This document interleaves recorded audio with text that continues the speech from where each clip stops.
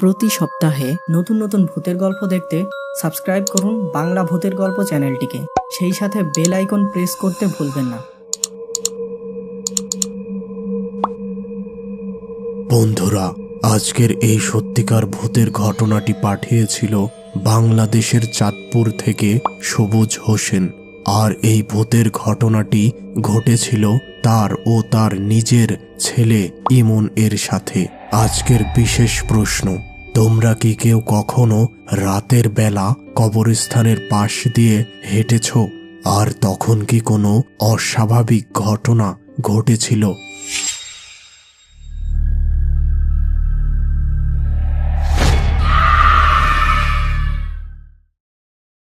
সবুজ হোসেনের ছিল একটি জুতার দোকান।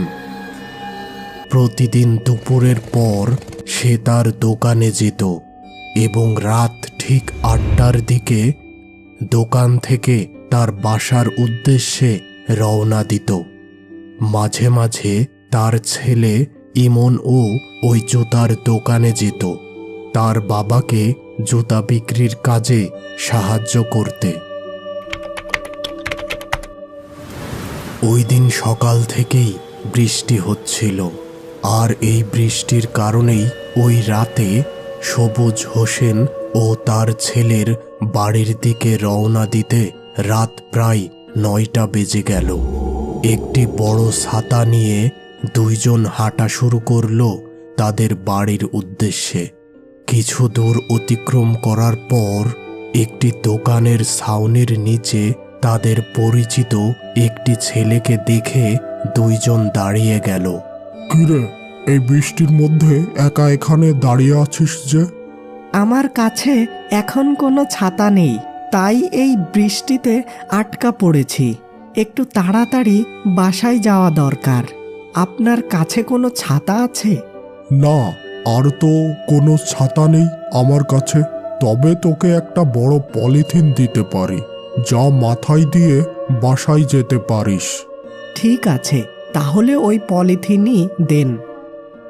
এবার ওই পলিথিন মাথায় দিয়ে ছেলেটি খুব দ্রুত হাঁটা শুরু করল এবং অল্প সময়ের মধ্যেই ছেলেটিকে রাস্তায় আর লক্ষ্য করা গেল না। এদিকে টর্চের চার্জ কম থাকায় কিছু সময় পর পর আলো জ্বালাচ্ছিল সবুজ হোসেন। এভাবে বেশ কিছুটা পথ অতিক্রম করার পর তারা পৌঁছালো গ্রামের একটি কবরস্থানের পাশের রাস্তায়। এভাবে বেশ কিছুটা পথ অতিক্রম করার পর তারা পৌঁছালো গ্রামের একটি কবরস্থানের পাশের রাস্তায়। সামনে কি একটা দেখে দুইজন দাঁড়িয়ে গেল সেখানে এবং দ্রুত টর্চ লাইটের আলো ধরল ওই দিকে, এবং যে দৃশ্য দেখল তাতে তারা একেবারে হতবাক হয়ে গেল। আরে, এ তো ওই ছেলেটা যাকে কিছু সময় আগে তারা পলিথিন দিয়ে সাহায্য করেছিল।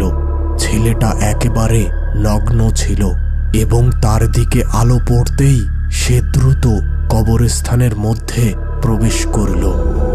এই দৃশ্য দেখে ভীষণ অবাক হয়ে সবুজ হোসেন তার ছেলেকে বলল, তুমি এখানেই দাঁড়াও।